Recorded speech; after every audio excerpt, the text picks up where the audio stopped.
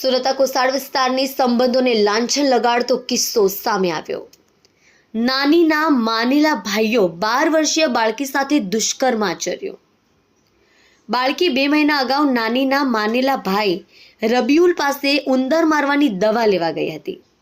એકલતાનો લાભ લઈ નરાધમ રબીઉલ મસ્જદ શેખે સગીરા સાથે આચર્યું દુષ્કર્મ।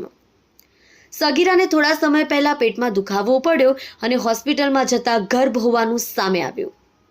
સગીરાની પૂછપરછ કરતા રબીઉલનો ભાંડો ફૂટ્યો। સમગ્ર મામલે સગીરાના પરિવારે રબીઉલ મસ્જદ શેખ સામે ગુનો નોંધાવ્યો હતો। પોલીસે ગણતરીના કલાકોમાં જ નરાધમ આરોપી રબીઉલ મસ્જદ શેખને ઝડપી પાડ્યો। કલ્પેશ રાણા સાથે જોતા રહો ન્યૂઝ 9 ગુજરાતી।